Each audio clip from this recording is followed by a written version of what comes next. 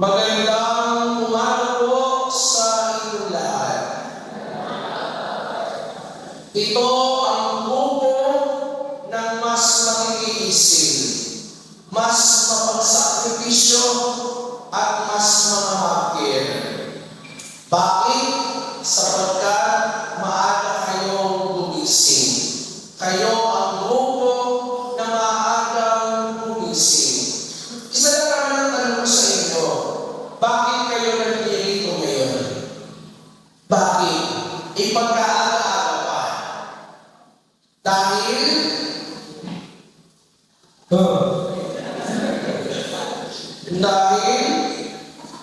simbang gabi na. At ano ba ang karanasan ng simbang gabi? Sa araw na ito sinasabi sa ating lahat, simbang gabi is an experience and encounter with beauty, fullness, and a sense of belonging. Mga minamahal ng mga kapatid, simbang gabi na naman. Simula na naman ang siyam na madaling araw ng pagdiriwang ng banal na misa, pakikinig sa salita ng Diyos, pananalangin at pagninilay. Siyam na gabi na naman. Siyam na araw na naman natin pupuluin ang ating sarili sa pagsasakripisyo, sa pamamagitan ng paggising ng umaga, sa pamamagitan ng paglaban sa antok, sa pamamagitan ng paglaban sa lamig, sa tuwing tayo'y maniligo. Bakit ko hindi naman naligo ang lahat? Okay lang yun. Mahalaga nandito kayo. Sa pamamagitan ng paglaban sa lamig, sa panahon, upang bunuin at buuin ang ating panata. Bakit siyam na araw? Bakit siyam na gabi? Sapagkat siyam na buwang dinala ng mahal na ina sa kanyang sinapupunan ng ating Panginoong Hesus. At ang mga misa ng simbang gabi o misa ang ginagawa sa ibang tawag ay para sa karangalan ng mahal na ina na nagdalang tao sa ating Panginoon. Kaya naman, sa loob ng siyam na madaling araw, sasamahan natin ang mahal na ina. Isang araw ay katumbas ng isang buwan. Kaya, hindi kayo pwedeng umabsent. Hindi pwede kayong lumibay. Hindi pwede mawala sapagkat magkukulang sa buwan. Magiging premature ang ating Panginoon. Kaya naman ang tanong sa inyo ay ito, kaya niyo bang tapusin, kaya niyo bang buuin ang siyam na madaling araw ng pagsimba ngayong taon na ito? Yes or no? Yes. Ay, pakakalakas ng isinyo, kitang-kita mo, tingnan natin bukas. Malalaman, sinimulan ninyo, panindigan ninyo yan. Bakit gabi kung kailan madilim na? Bakit madaling araw kung kailan madaling pa? Bakit kung kailan gabi? Sapagkat gusto kong tandaan niyo mga minamahal ng mga kapatid, ang lahat ng kahangahangang ginawa ng Diyos sa kasaysayan ng kaligtasan ng tao ay nangyari o naganap kung kailan madilim. Tingnan ninyo. Nung sinilang ang ating Panginoong Hesus sa Bethlehem, hindi ba ito'y madilim? Nung ang ating Panginoong Hesus ay nag-aray ng kanyang buhay sa krus na banal, Father, tanghali tapat yun? No. Nung siya'y nagtanahingan, hindi ba nagdilim ang paligid? At nung ang ating Panginoong Hesus ay nahamay sa libingan at muling nabuhay sa ikatlong araw, ito'y nangyari habang madilim pa. Sa madaling sabi,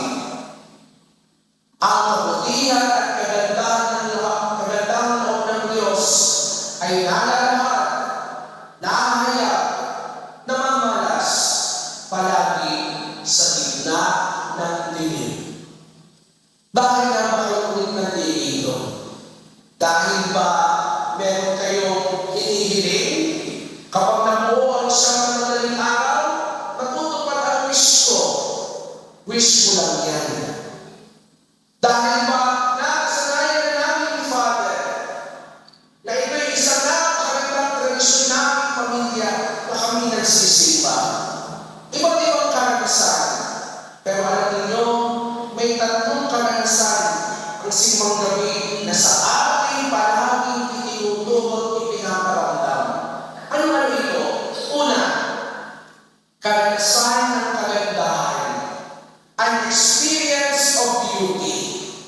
Sa gitna ng dilim na ating binabantas mula sa iyong tahanan patungo dito sa simbahan, makikita natin ang maliwanag na ilaw ng ating simbahan, ang maliwanag na ilaw ng ating dambana. Lumulukso ang ating puso dahil sa gitna ng kapanglawan sa paglalakad natin sa dilim, tayo papalapit sa simbahan na punong-puno ng kagandahan. Makikita natin ang magandang kapaligiran, punong-puno ng ilaw, punong-puno ng liwanag. Iba't iba ang kulay, iba't iba ang panuti, tanda ng kagandahan. Pangalawa, karanasan ng kapusugan, an experience of fullness. Aminin natin ko sa hindi, may mga magsisimba dito na pagkatapos, ang dahilan ng kanilang gagawin ay walang ba kundi bumili ng masasarap na pagkain ng simbang gabi. Nandiyan ang utong mo. Nandiyan ang bibingka. Nandiyan ang mainit na askando o sopas. Pag-aasa ka. Mainit na tsokolate. Mainit na kape. Mainit na salabat. At dahil kayo mga sosyal, may samahan nyo na ng breakfast sa McDonald's. Ng breakfast sa Jollibee. Marami ang uuwi pagkatapos ng pagdiliwag na ito ng pusol. Alam niyo yung pusol? Pusog at sol. Pusol. Iba't iba ang kanyang pagsaluhan ng simbang gabi na nagtutulot ng kapusuhan. Pangatlo, ang simbang gabi ay karanasan ng kapatihan. An experience of belongingness. Alam niyo, pipihira ang nagsisimbang gabi na siya'y mag-isa lang. Palaging may kasama. Nakakatamay, nakakawalang gana kapag ikaw ay mag-isa lamang. Nakakatamad, nakakawalang gana kapag gabi-gabi pa lamang ay napag-usapan na ninyo na kayo magsisimba, pero hindi naman natin sinisa. Kaya ikaw ay iwang nag-iisa. Mga kapatid, bibihira ang magsimba ng misa atinado na siya'y nag-iisa. Tayo nagkakasama-sama sa banal na misa sa ganitong oras. Ngunit, dahil sa simbang gabi ito, mas pinag-iibay ang pagsasama ng pamilya, ng mga kamag-anak, ng magkakaklase, ng mga magkakaibigan o magkakaibigan. Tunay ng pagkakatimon-timon na ito sa loob ng siyam na araw ay tanda ng kapatiran.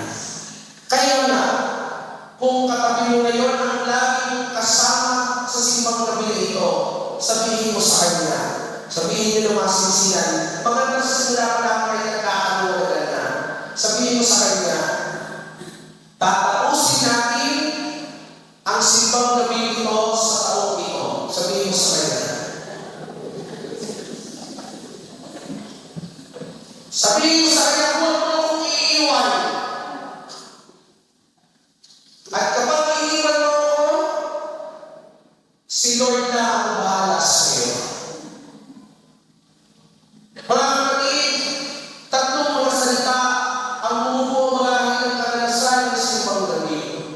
Karanasan ng kagandahan, kapusugan, at kapatiran. Ang mga ito ay karanasan din ng malalim na dahilan ng paghahanap natin sa kahulugan ng buhay. Bakit? sa mga tagpo ng langit ang mga nangyayari sa ating buhay. Bakit ang nangyayari sa ating paligid? Naghahanap tayo ng kagandahan. Sa mga tagpo na kung saan ilakuhaw o gutom tayo sa maraming katotohanan, katulad ng pag-ibig, katarungan, kapayapaan, kaganapan, naghahanap tayo ng kabusuhan. Sa mga tagpo na ang pakaramdam natin ay mag-isa tayong lumalaban sa buhay, mag-isa natin pinaharap ang mga hamon ng buhay, naghahanap tayo ng kapatiran. Ang simbang gabi ay karanasan ng kagandahan, kabusuhan, at kapatiran. Ngayon, pagkatapos natin makita ang karanasan na ibibigay ng simbang gabi, abay ano naman ang tinuturo nito sa atin? Sa taong ito, mga naman ng mga kapatid, dahil sa pagkilayan natin ang salita na siyang dahilan kung bakit tayo patuloy na lahat na naghihintay sa Kapaskuhan, ang salitang Christmas. Sa bawat araw, may nakalaang letra. At sa unang araw ng ating misa aguinaldo, ang unang letra ng Christmas ay ano? Gusto ko, Panginoon, sa tuloy pa, mag-inaanap na kayo, ay kagigising lamang. Anong unang letra ng salitang Christmas? And C stands for conversion. Dinadala tayo ng simbang gabi na ginagawa natin sa pagbabagong buhay. At sa ating ebanghelyo natin kung paano pinahayag ng ating Panginoong Hesus, si San Juan Bautista ay isang ilaw na magdadala ng liwanag sa lahat. Oo, at maraming nakinig ni San Juan. Maraming bumakas sa kanya. Pero hindi lahat ay nagbagong buhay. Kaya malinaw ang mensahe ng ating Panginoon. Hindi sapat kasi simbang gabi ito, ikaw ay umupo, tumayo, lungkot, at makinig lamang ng salita ng Diyos. Hindi sapat na ikay humanga sa mga nangyayari sa iyong paligid. Hindi sapat na ikaw ay nakikisabay lamang sa puso at sa trending. Dahil simbang gabi ngayon, may nalalaman ka pa na mag-focus ka mamaya 1/9. Nakaisa na ako, magpipicture ka pa 1. Ibig sabihin, nakaliwan ka na. Tapos lalagyan mo pa ng kung ano-ano tugtog sa may mo. Ay hindi naman sapat lamang ang mga iyon. Hindi sapat na tayo'y umanak na sumabay lamang sa uso. Ang hinihingi sa ating mga pinamahal ng mga kapatid sa unang araw na ito ay pagbabago ng puso. Conversion.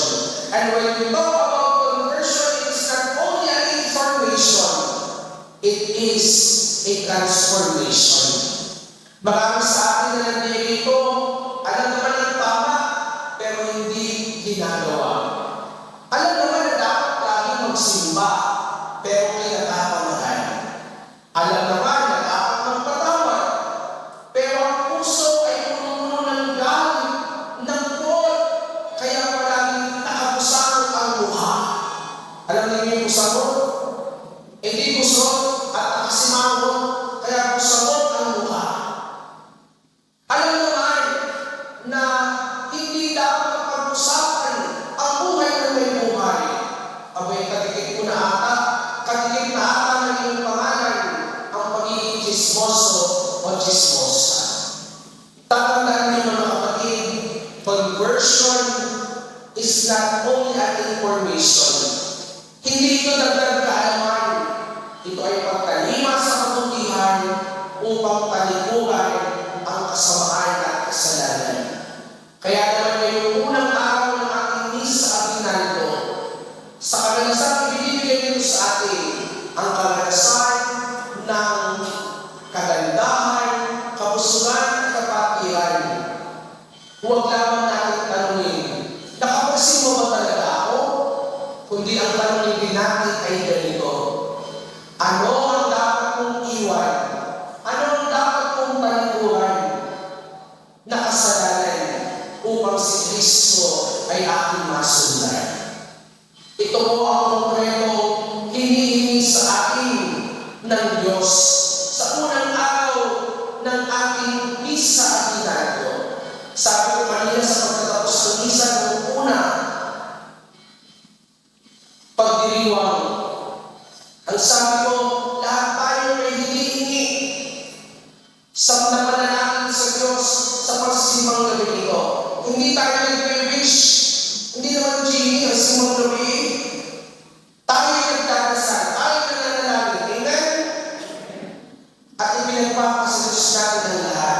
Sapagkat sabi ko nga, basta't kaloob ng langit, kahit hindi mo ipilit, sigurado iyong makakamit. Basta't kaloob ng langit, kahit hindi mo ipilit, sigurado makakamit. At idagdag natin sa ating panalangin ang grasya na hinihingi natin ngayon. Ang grasya na tayo magkaroon ng lakas ng loob na magbago. Hindi lamang sa salita, kundi sa ating mga ginagawa. Amen! Ngayon, sa patuloy natin pagsasama-sama sa loob ng siyam na madaling araw upang tuklasin ang ating pinagdadaan at pinakahilig tayo na kapaskuhan. At ito'y ginagawa natin sa pagpapilay ng salitang Christmas sa araw-araw na pagpapilay. Ano nga ulit ang unang letra? Na ibig sabihin ay huwag mong kakalimutan. Ano ang susunod na letra ng salitang Christmas? Abay bukas yung malalaman kung ano ibig sabihin niya. Bawal lumipan, bawal magtanong sa katabi, bawal ang mag-cheat. Bahala na si Lord sa inyo. Kaya dahil sinimulan niyo ito, panindigan ninyo. Bakit? Sapagkat kukumpletuhin natin sa taong ito ang misa at ginaldo na may karanasan ng simbang gabi. At ano ang karanasan na ito? Simbang gabi is an experience of encounter, an experience of beauty, kagandahan, of fullness, kabusgan, and a